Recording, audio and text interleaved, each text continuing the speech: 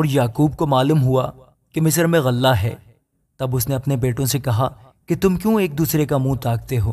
دیکھو، میں نے سنا ہے کہ مصر میں غلہ ہے، تم وہاں جاؤ اور وہاں سے ہمارے لیے اناج مول لے آؤ تاکہ ہم زندہ رہیں اور ہلاک نہ ہو۔ تو یوسف کے 10 بھائی غلہ مول لینے کو مصر میں آئے، پر یعقوب نے یوسف کے بھائی بنمیین کو اس کے بھائیوں کے ساتھ نہ بھیجا، کیونکہ اس نے کہا کہ کہیں اس پر کوئی آفت نہ آ جائے۔ سو جو غلہ خریدنے آئے ان کے ساتھ اسرائیل کے بیٹے بھی آئے، کیونکہ کنعان کے ملک میں کال تھا اور یوسف ملک مصر کا حاکم تھا، اور وہی ملک کے سب لوگوں کے ہاتھ غلہ بیچتا تھا۔ سو یوسف کے بھائی آئے اور اپنے سر زمین پر ٹیک کر اس کے حضور آداب بچا لائے۔ یوسف اپنے بھائیوں کو دیکھ کر ان کو پہچان گیا، پر اس نے ان کے سامنے اپنے آپ کو انجان بنا لیا اور ان سے سخت لہجہ میں پوچھا، تم کہاں سے آئے ہو؟ انہوں نے کہا کہ کنعان کے ملک سے اناج مول لینے کو۔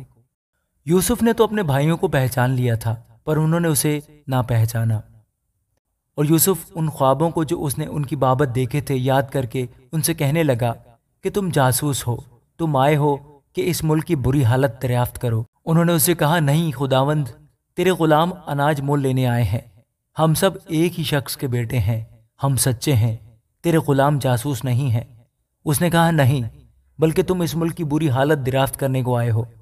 تب انہوں نے کہا، تیرے غلام 12 بھائی ایک ہی شخص کے بیٹے ہیں جو ملک کنعان میں ہے، سب سے چھوٹا اس وقت ہمارے باپ کے پاس ہے اور ایک کا کچھ پتہ نہیں۔ تب یوسف نے ان سے کہا، میں تو تم سے کہہ چکا کہ تم جاسوس ہو، سو تمہاری آزمائش اس طرح کی جائے گی کہ فرعون کی حیات کی قسم تم یہاں سے جانے نہ پاؤ گے جب تک تمہارا سب سے چھوٹا بھائی یہاں نہ آ جائے۔ سو اپنے میں سے کسی ایک کو بھیجو کہ وہ تمہارے بھائی کو لے آئے، اور تم قید رہو تاکہ تمہاری باتوں کی تصدیق ہو کہ تم سچے ہو یا نہیں، ورنہ فرعون کی حیات کی قسم تم ضرور ہی جاسوس ہو۔ اور اس نے ان سب کو 3 دن تک اکٹھے نظر بند رکھا، اور تیسرے دن یوسف نے ان سے کہا، ایک کام کرو تو زندہ رہو گے، کیونکہ مجھے خداوند کا خوف ہے۔ اگر تم سچے ہو تو اپنے بھائیوں میں سے ایک کو قید خانہ میں بند رہنے دو، اور تم اپنے گھر والوں کے کھانے کے لیے اناج لے جاؤ، اور اپنے سب سے چھوٹے بھائی کو میرے پاس لے آؤ، یوں تمہاری باتوں کی تصدیق ہو جائے گی اور تم ہلاک نہ ہوگے۔ سو انہوں نے ایسا ہی کیا، اور وہ آپس میں کہنے لگے کہ ہم دراصل اپنے بھائی کے سبب سے مجرم ٹھہرے ہیں، کیونکہ جب اس نے ہم سے منت کی تو ہم نے یہ دیکھ کر بھی کہ اس کی جان کیسی مصیبت میں ہے اس کی نہ سنی، اسی لیے یہ مصیبت ہم پر آ پڑی ہے۔ تب روبن بول اٹھا،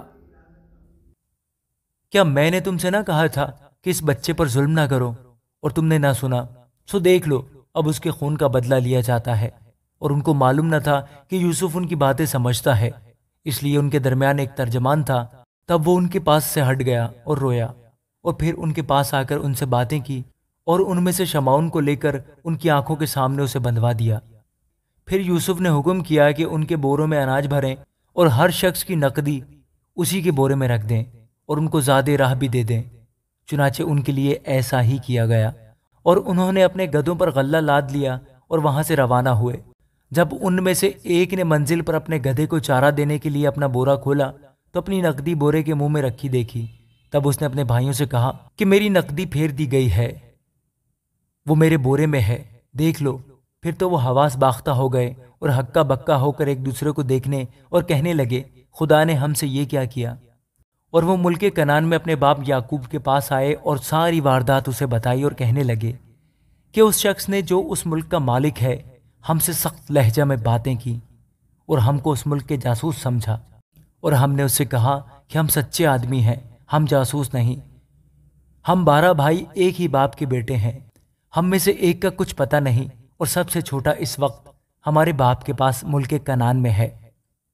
تب اس شخص نے جو ملک کا مالک ہے ہم سے کہا، میں اسی سے جان لوں گا کہ تم سچے ہو کہ اپنے بھائیوں میں سے کسی کو میرے پاس چھوڑ دو، اور اپنے گھر والوں کے کھانے کے لیے اناج لے کر چلے جاؤ، اور اپنے سب سے چھوٹے بھائی کو میرے پاس لے آؤ، تب میں جان لوں گا کہ تم جاسوس نہیں بلکہ سچے آدمی ہو، اور میں تمہارے بھائی کو تمہارے حوالے کر دوں گا۔ پھر تم ملک میں سوداگری کرنا۔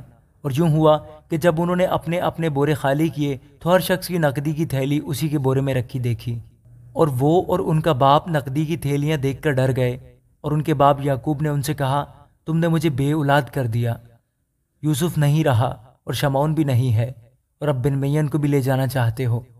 یہ سب باتیں میرے خلاف ہیں۔ تب روبن نے اپنے باپ سے کہا، اگر میں اسے تیرے پاس نہ لے آؤں تو میرے دونوں بیٹوں کو قتل کر ڈالنا، اسے میرے ہاتھ میں سونپ دے اور میں اسے پھر تیرے پاس پہنچا دوں گا۔ اس نے کہا، میرا بیٹا تمہارے ساتھ نہیں جائے گا، کیونکہ اس کا بھائی مر گیا اور وہ اکیلا رہ گیا ہے۔ اگر راستہ میں جاتے جاتے اس پر کوئی آفت آ پڑے تو تم میرے سفید بالوں کو غم کے ساتھ گور میں اتارو گے۔ آمین۔